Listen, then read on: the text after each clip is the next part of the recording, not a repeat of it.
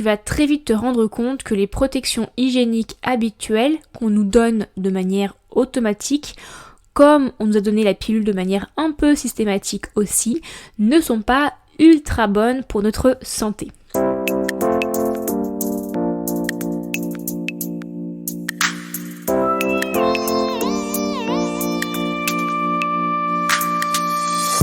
Bonjour à toutes, je suis Alexandra Portail, ton hôte sur ce podcast.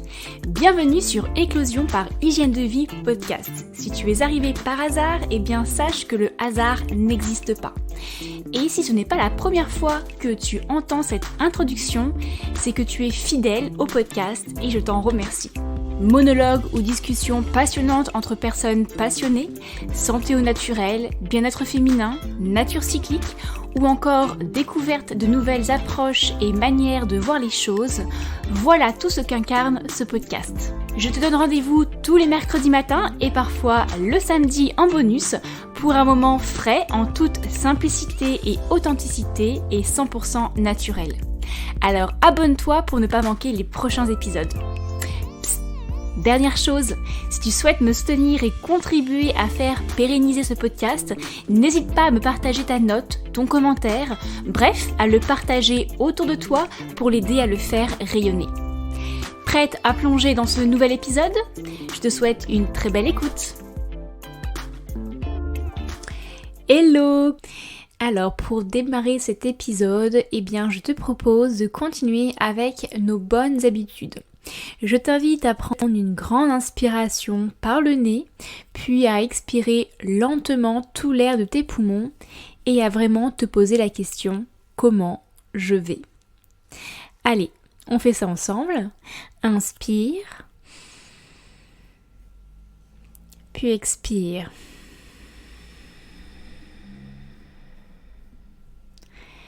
Inspire. Puis expire.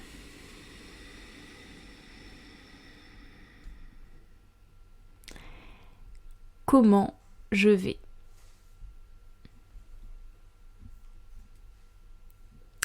Tu es à présent prête à te plonger dans ce nouvel épisode. Si, tu es prête.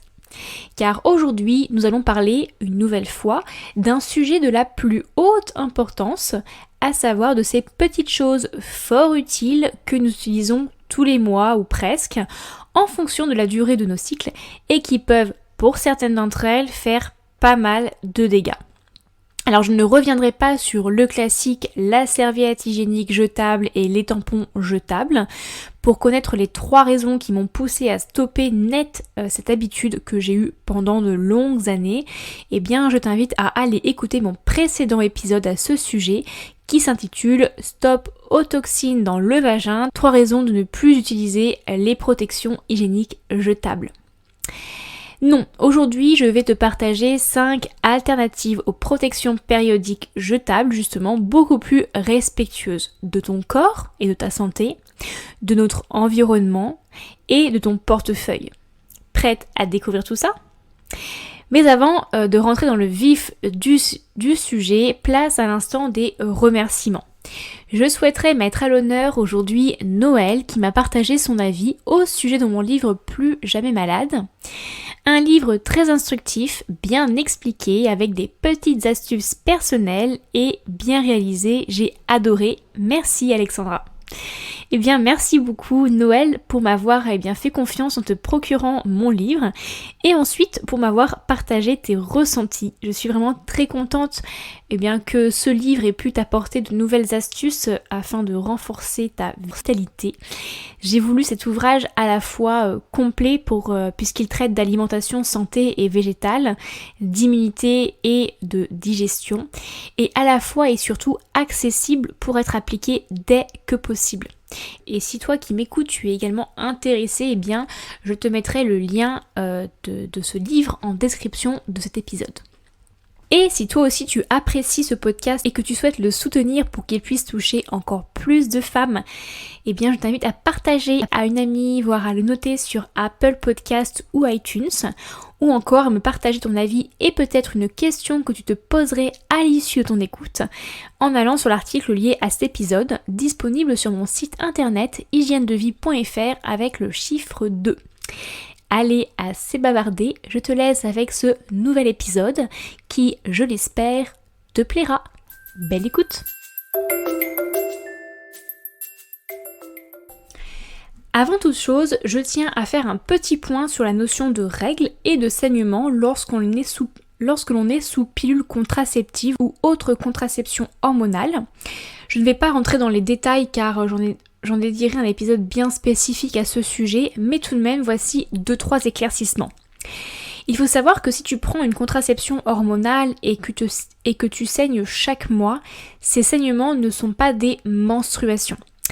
En effet, les menstruations, ou plus communément appelées les règles, arrivent uniquement lorsque tu ovules. Or, sous contraception hormonale, pas d'ovulation. C'est tout l'objectif de la contraception qui plonge ton cycle dans un profond sommeil. Oui, moi aussi, j'ai découvert ce fonctionnement bien plus tardivement. Oui, j'ai découvert que je n'avais pas de règles, mais des saignements dits de privation, qui sont finalement des fausses règles, pour donner l'illusion aux femmes que tout fonctionne normalement.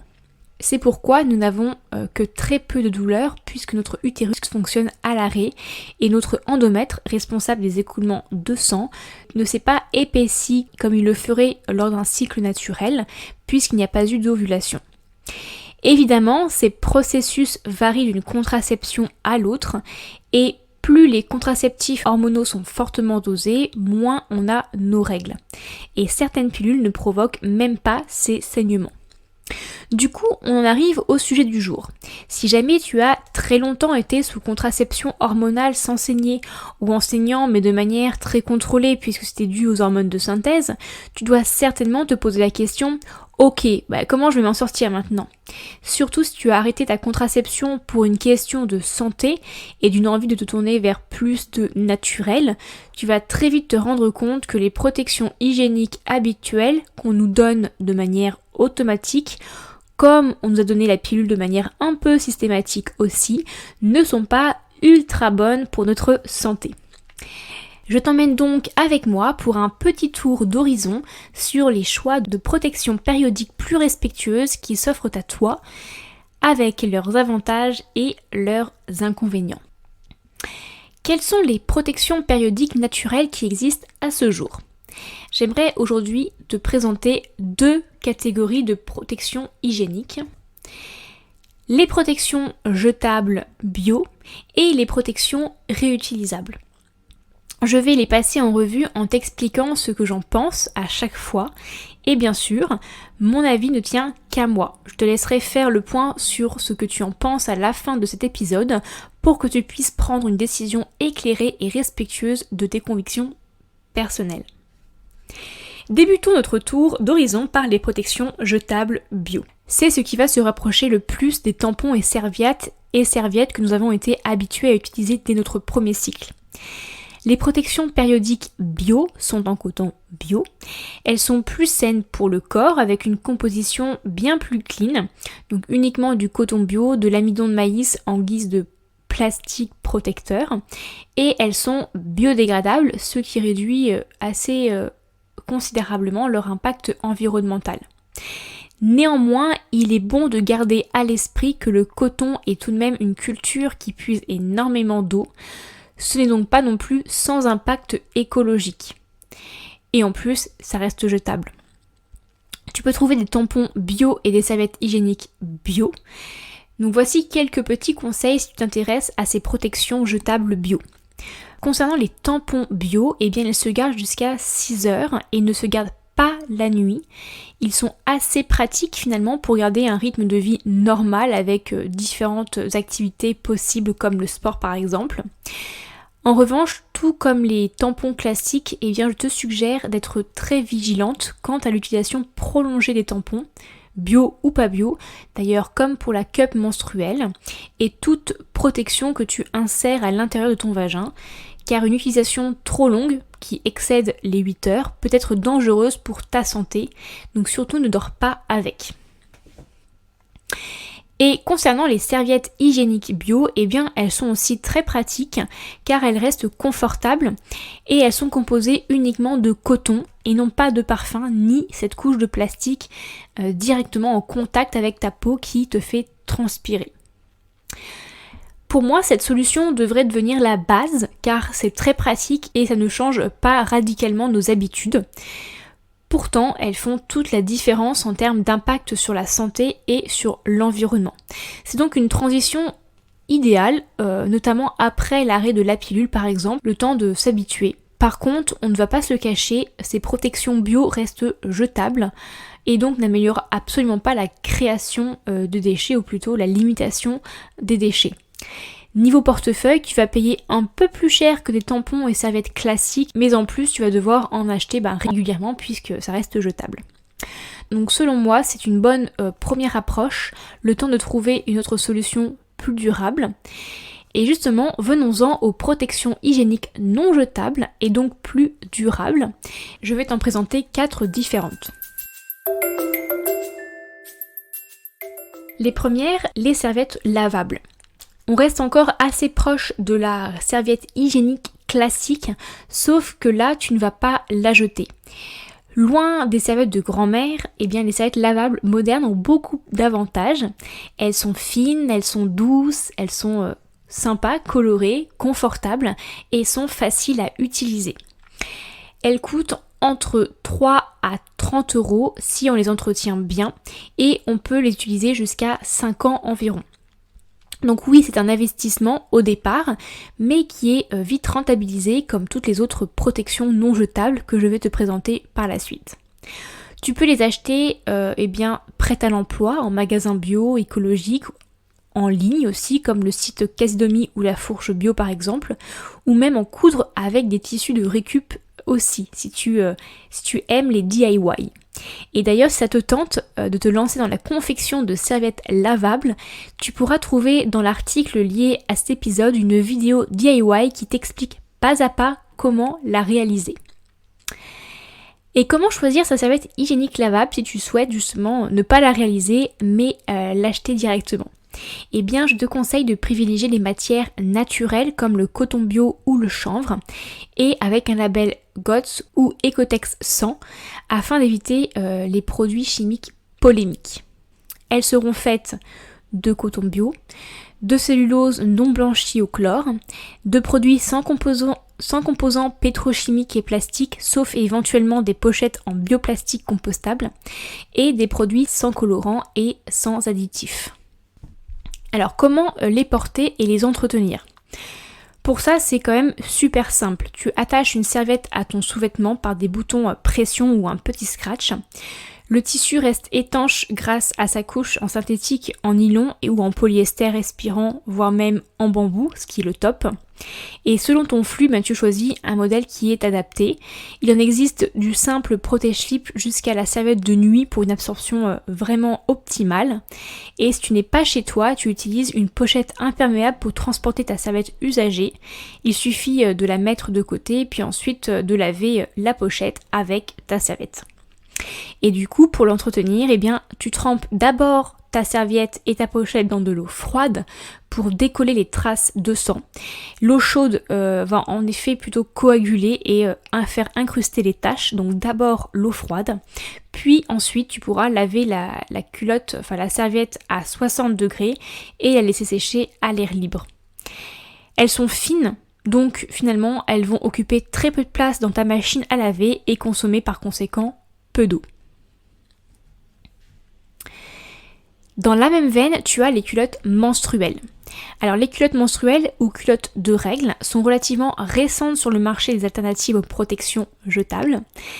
La culotte menstruelle se présente sous la forme d'une culotte classique mais avec un cœur absorbant qui retient le flux de sang et elle est composée de 3 couches.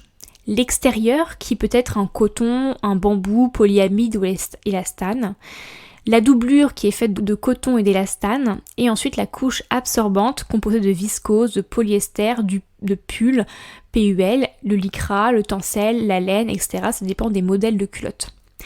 Il est forcément mieux d'aller vers des matières naturelles, tu t'en douteras, et la culotte possède également une couche imperméable pour éviter toute fuite. Alors côté prix, c'est un peu plus onéreux que les serviettes lavables, puisqu'il faudra compter entre 30 à 40 € la culotte. Certaines sont un peu plus travaillées avec de la dentelle et peuvent monter jusqu'à 60 €. Donc encore une fois, oui, c'est un investissement, mais c'est un investissement puisque leur durée de vie est de 5 ans environ. Donc l'achat d'une culotte est donc assez vite rentabilisé par rapport au tampon. Et par la même occasion, on évite pas mal de déchets par rapport aux protections qui restent jetables. Les culottes menstruelles se déclinent en différentes tailles, différents modèles, différents styles et aussi pour différents flux. Il existe aussi des modèles pour les adolescentes qui ont leurs premières règles, de quoi les rassurer vu la ressemblance à la culotte menstruelle avec une culotte classique sans insertion interne. Côté utilisation, il n'y a pas plus simple. Il suffit d'enfiler ta culotte en période de règles, basta. Les marques indiquent généralement qu'on peut les porter jusqu'à 12 heures. Certaines femmes sont un peu plus prudentes et recommandent d'en changer. Certaines marques sont un peu plus prudentes et recommandent d'en changer après 6 heures. Ça dépend en fait de ton flux, tout simplement, de l'abondance du flux. Le gros avantage, c'est qu'on est moins soumise au risque de SCT, puisque cette protection externe n'obstrue pas le flux, mais comme toujours, mieux vaut lire attentivement la notice d'utilisation. Autre avantage de la culotte menstruelle, c'est qu'elle sait se faire totalement oublier quand on la porte. Elle est peu épaisse, en tout cas il y a pas mal de nouveaux modèles de culottes et franchement on a vraiment beaucoup de choix, et elle donne peu de sensation d'humidité. En gros, on l'enfile plus rapidement qu'une serviette qu'on doit parfois repositionner, donc c'est vraiment très pratique. Côté inconvénient, oui, il y en a. Si tu n'es pas chez toi, c'est un peu plus encombrant qu'une simple serviette jetable ou serviette lavable à garder sous la main, bien que ça reste possible. Il faut juste avoir un petit sac avec soi. Et si le flux est vraiment très abondant, l'absorbance peut parfois être un peu suffisante. Ça dépend encore une fois beaucoup des femmes. Alors pour la nettoyer, c'est exactement comme la serviette jetable. D'abord tu la rinces, tu la fais tremper dans de l'eau froide pour enlever un maximum de sang. Et ensuite par contre tu ne la passes pas à 60 degrés, mais tu la passes plutôt à 30 degrés en machine à laver sans adoucissant, puisque là la culotte est faite avec des matières auxquelles il faut faire attention et qui restent relativement fragiles. Si tu souhaites utiliser exclusivement ce type de protection, il faudra en acheter plusieurs. Donc pour ma part, j'en ai 4 que je fais tourner en les nettoyant chaque jour, le temps qu'elles sèchent, mais j'aimerais augmenter petit à petit ma collection, car idéalement j'aimerais en avoir plutôt 6 à 8 pour être vraiment tranquille et ne pas devoir tout le temps les laver. Mais bon, en même temps je me dis que ce n'est que 4 jours dans le mois environ, donc ça va. Pour les choisir, quelle marque de culotte menstruelle choisir justement? Que ce soit pour la santé et l'environnement, je te conseille plutôt une culotte de fabrication européenne qui respecte les normes en vigueur comme la belge, la renarde ou les françaises Elia, Lily, Basic, recette petite culottée, pourprée, voilà ce qui me vient par la tête. Et aussi les culottes avec le label Ecotex 100 comme Fempo, la renarde. Certaines marques vont un peu plus loin et ajoutent les certifications GOTS comme Elia, Lily Basic, Pourpré, Petite culottée. T'inquiète pas, je te mettrai tout ça dans l'article lié à cet épisode. Mais attention aussi concernant les culottes menstruelles, puisque 60 millions de consommateurs, donc l'association 60 millions de consommateurs, met en garde contre certaines marques de culottes menstruelles qui sont totalement inefficaces. Je te déconseille très fortement de les acheter en drop shipping, c'est une vraie catastrophe en termes de qualité. Tout comme pour la serviette lavable, il est également possible de réaliser ses culottes soi-même. Il existe plein de tutos pour ça. Et donc dans l'article de cet épisode, eh bien, je te mettrai justement l'article de l'association 60 millions de consommateurs qui t'explique les arnaques des culottes menstruelles. Ça pourra peut-être t'aider à mieux les choisir. Et aussi je te mettrai 2 vidéos tutos pour te lancer dans sa confection si ça te chante, avec ou sans machine à coudre. Pour ma part, c'est vraiment la protection que j'ai adoptée et j'en suis entièrement satisfaite. Jour comme nuit, je n'ai aucune fuite, pourtant un flux relativement abondant les 2 premiers jours. Ensuite, passons à la célèbre cup menstruelle, ou cup ou coupe menstruelle, qui est justement une petite coupe terminée par une tige. Elle est souple et haute de quelques centimètres et peut être utilisée pendant 3 à 10 ans, ce qui réduit très fortement les quantités de déchets. Autre avantage, son prix qui est un peu plus accessible que les culottes. Il faut compter entre 15 à 35 € la cup, soit l'équivalent d'une seule année de tampon, environ 36 €. La coupe menstruelle se place à l'intérieur du corps comme un tampon. La différence c'est que la cup n'absorbe pas le sang comme le tampon, mais elle va récolter le sang. Cette alternative demande souvent un petit temps d'adaptation, je dois l'avouer. On trouve facilement les coupes menstruelles en magasin bio, en ligne ou non, en magasin de cosmétiques, voire de puériculture et dans certaines grandes surfaces. Alors comment faire pour bien choisir la taille et la matière de sa cup menstruelle ? Il existe souvent 2 tailles, on l'a choisi en fonction de l'abondance des règles, de son âge et de si on a déjà accouché ou non. Et parmi les coupes de qualité, on peut choisir entre plusieurs matières. Il y a le latex, si pas d'allergie au latex bien évidemment. C'est une matière qui est naturelle et qui donne à la coupe une durée de vie d'environ 10 ans. Le silicone, on choisit de qualité médicale sans phtalate ni BPA et tu trouveras ces informations sur l'emballage ou sur le site de la marque. Une coupe en silicone s'utilise pendant 3 à 5 ans et la FDA, administration américaine, conseille cependant de remplacer sa coupe en silicone après 3 ans. Enfin, 3e matière, le TPE, élastomère thermoplastique. C'est un mélange de matières et également il est essentiel de rechercher un produit certifié de qualité médicale. Les coupes menstruelles existent en version colorée, ce qui permet de ne pas voir le sang à l'intérieur, qui n'est pas forcément toujours très agréable à regarder. Surtout que le silicone incolore peut virer au jaune au bout d'un moment. Ceci dit, entre nous, incorporer un pigment, c'est encore ajouter une substance dont l'innocuité reste à prouver sur le long terme. Les informations fournies sur les sites des fabricants restent souvent assez sommaires, donc par précaution, eh bien, je te conseillerais de rester sur une coupe non colorée. Après tout, elle ne se voit pas vraiment finalement. Alors comment utiliser la coupe menstruelle ? Son utilisation reste assez simple, mais nécessite souvent quelques essais pour s'habituer. Tout d'abord, je t'invite à lire la notice d'utilisation fournie avec ta cup pour savoir comment procéder pas à pas. Et de façon générale, on commence par laver ses mains et sa cup. On plie ensuite sa cup. Il existe différentes techniques de pliage. Je te mettrai aussi une vidéo de pliage dans l'article lié à cet épisode. Puis, il ne reste plus qu'à te détendre et à l'insérer. La cup peut rester en place plusieurs heures avec un maximum de 8 à 12 heures. Même si je te conseille de te limiter à 4 à 6 heures puisqu'elle est à l'intérieur de ton corps. Donc c'est un peu le même principe que le tampon. Dès que c'est à l'intérieur du corps, on va limiter quand même la durée de mise en place. Pour l'enlever, il suffit de pincer la base de la coupe pour éviter l'effet ventouse, la retirer, la vider, la rincer à l'eau claire, puis la réutiliser.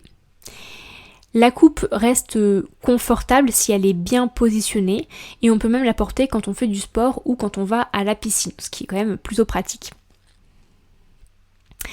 Avant la première utilisation et entre chaque période menstruelle, la coupe peut être stérilisée, ça c'est très très important.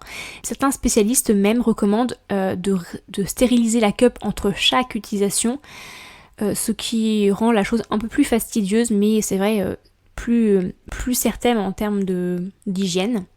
C'est assez facile de la stériliser, il suffit de la plonger dans l'eau bouillante quelques minutes, puis ensuite de la ranger pour une prochaine utilisation. Donc finalement, peut-être avoir 2 cups, c'est plus pratique.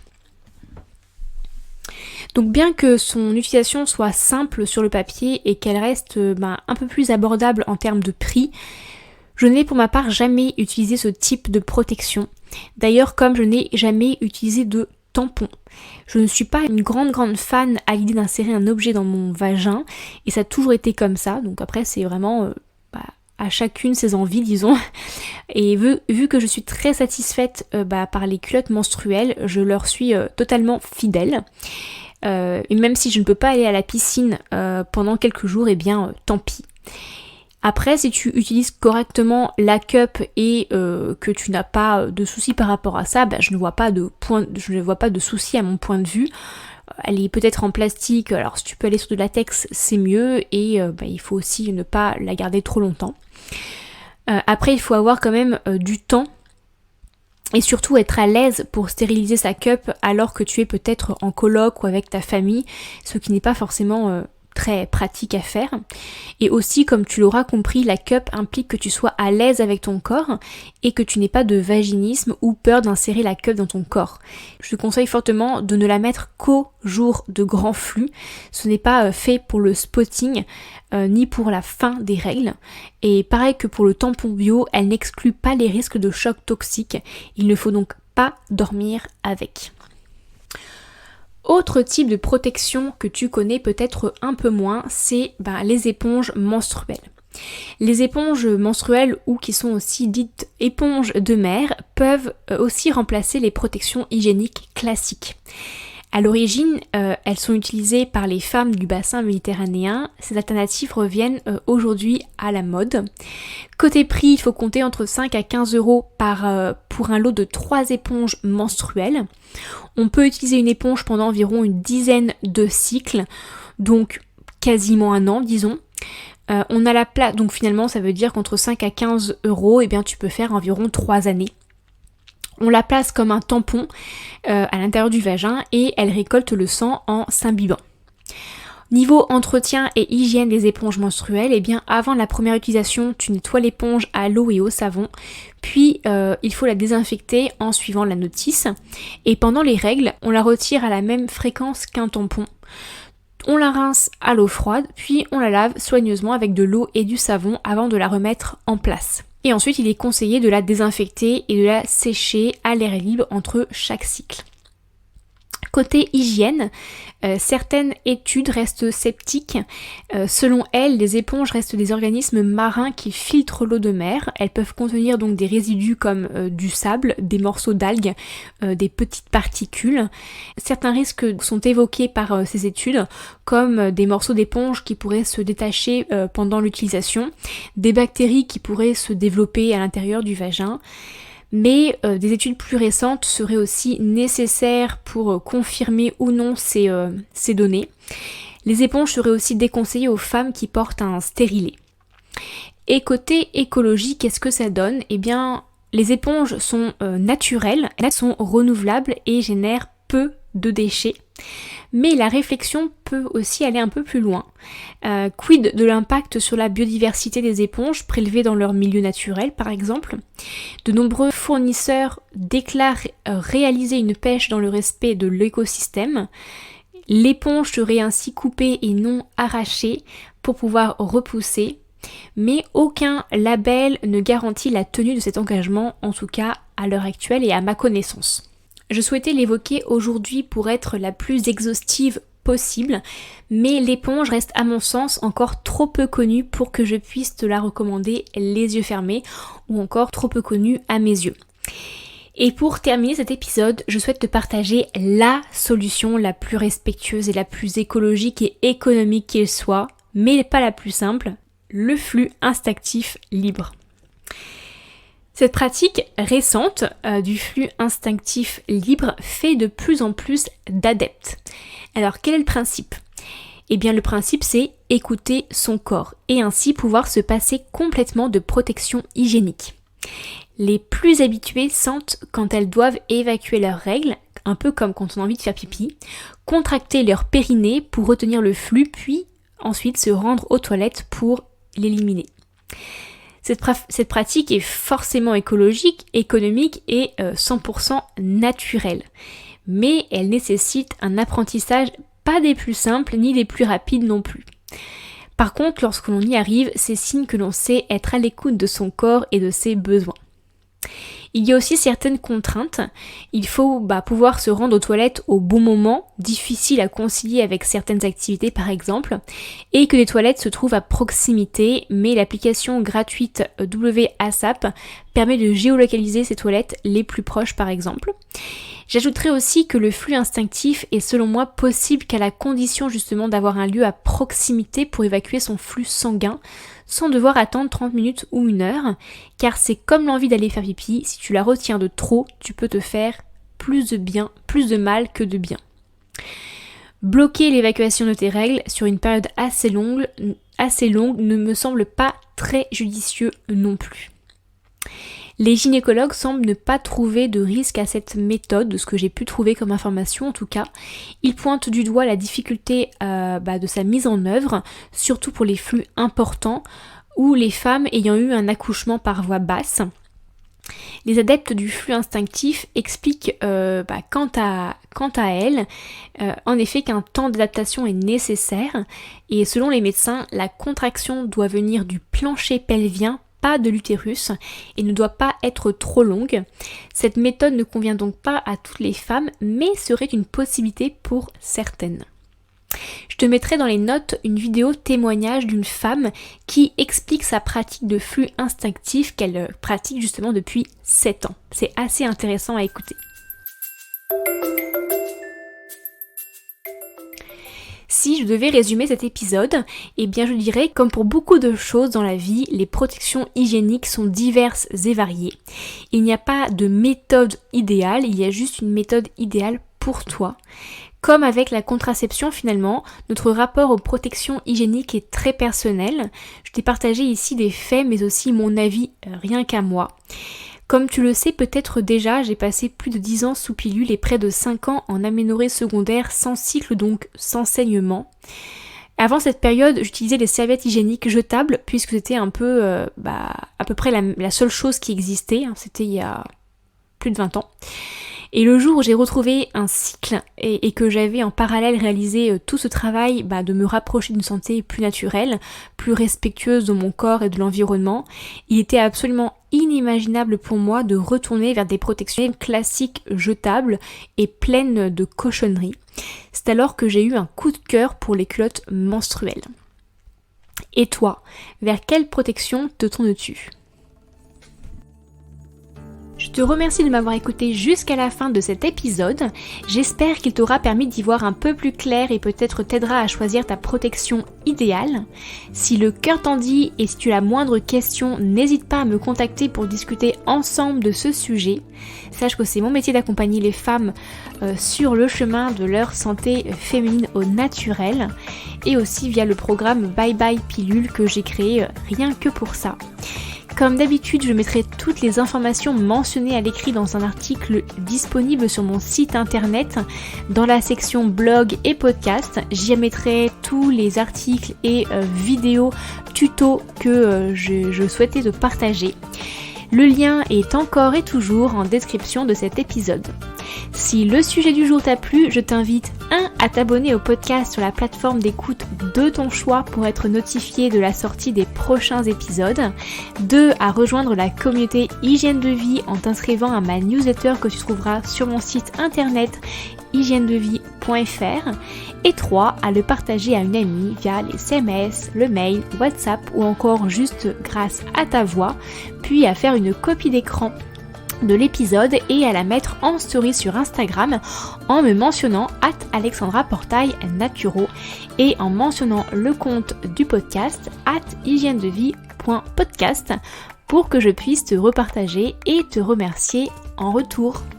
En attendant, je te donne rendez-vous mercredi prochain dans un nouvel épisode. Ciao!